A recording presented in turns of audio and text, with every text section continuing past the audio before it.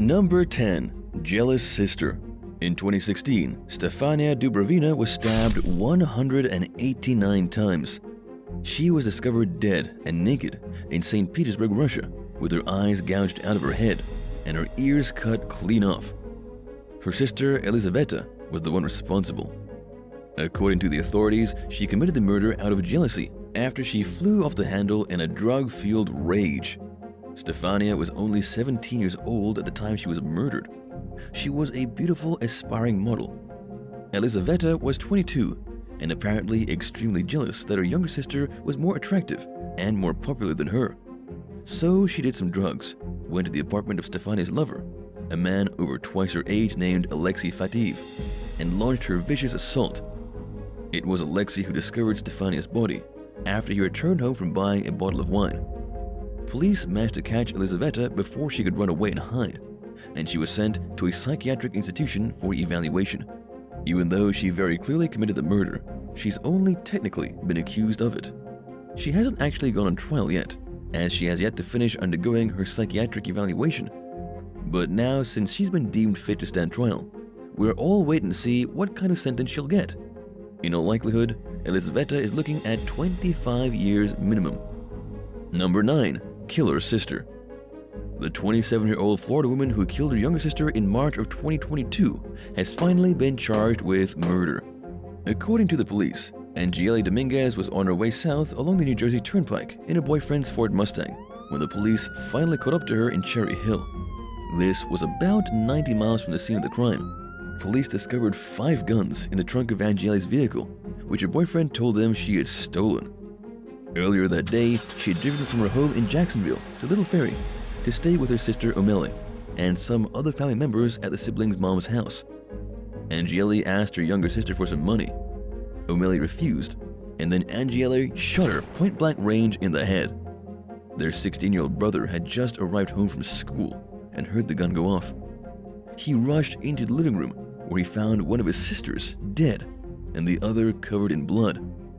Before anyone had time to question her, Angela ran out of the house, got into her boyfriend's car, and was gone.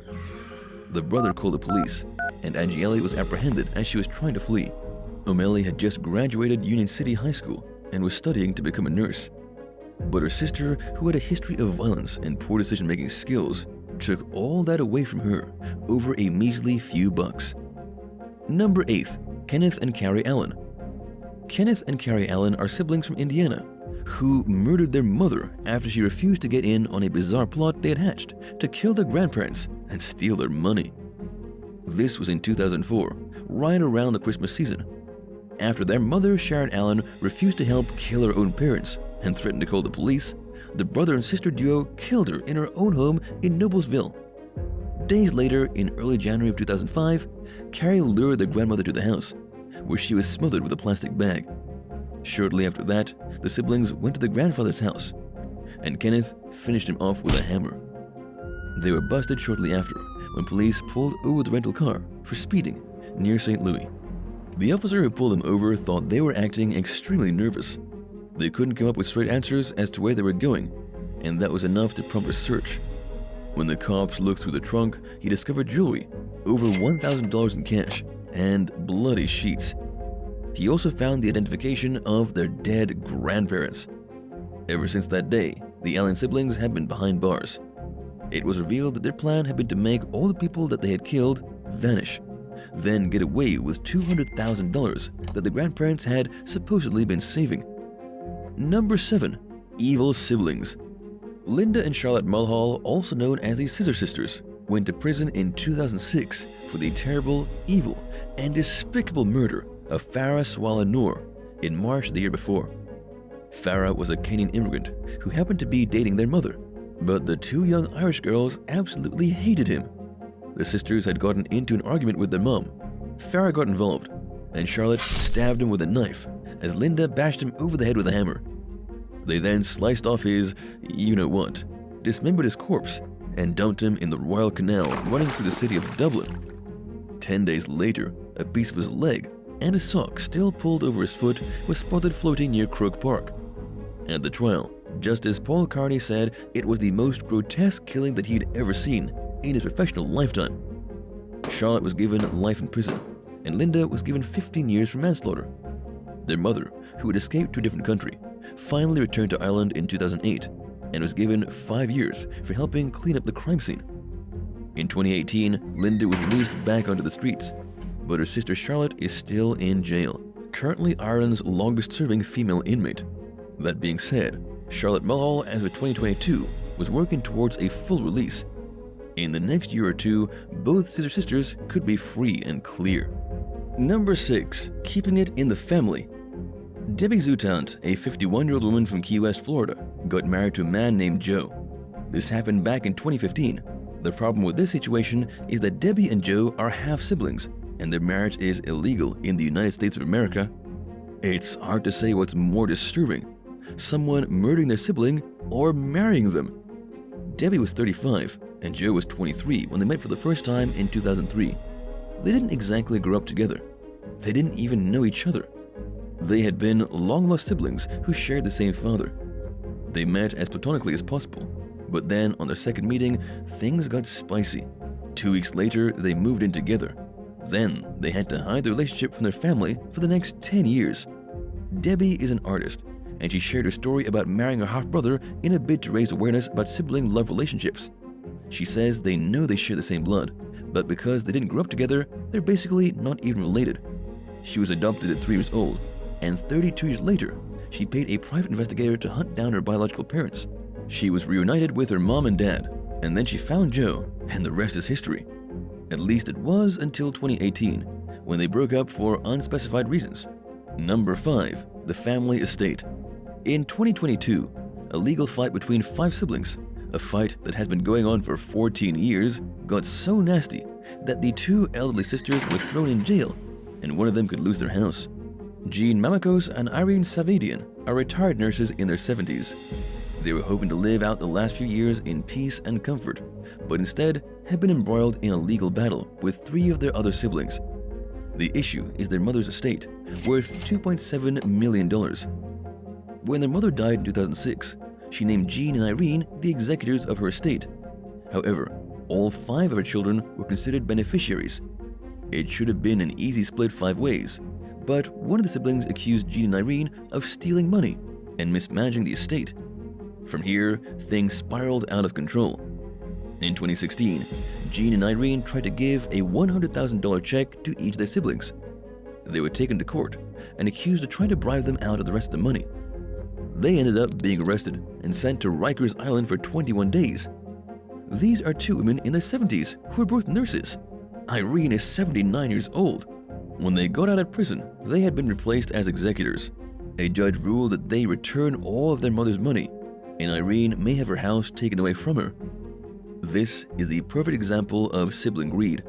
5 adults in their twilight years, willing to ruin a lifetime of family, risk going to prison, and ending up homeless, all for a bigger chunk of the inheritance. Number 4. The Notebook siblings. 2 siblings in Georgia admitted to the police in 2014 that they got physical 3 times in a tractor trailer parked outside of a church. As if that's not completely bizarre on its own. They also admitted that it happened after they watched the famous romantic movie The Notebook and felt inspired. Christopher Buckner was 20 years old when she got together with her brother, Timothy Savoy. They were caught because it was 4:30 in the morning on a Tuesday, and they were walking down Highway 30. A resident had called the police about a possible prowler. The cops stopped them. Timothy said he was just walking his friend home, but then it came out that they were siblings, and for whatever bizarre reason, they both broke down and admitted the terrible thing that they had just done, 3 times in a row. The pair were charged with some pretty disturbing crimes that we don't even want to say out loud, as well as prowling. Christopher was allowed to go home, but her brother stayed in jail on felony charges, locked up on a $13,400 bond. It looks like he might be doing some time, all because The Notebook made him look at his sister in a new and rather insidious light. Number 3. Dr. Oz's bad sister. Celebrity health guru Dr. Oz is having some issues with his sister. In 2022, he claimed that she stole millions of dollars from their father's estate after he passed away in 2019.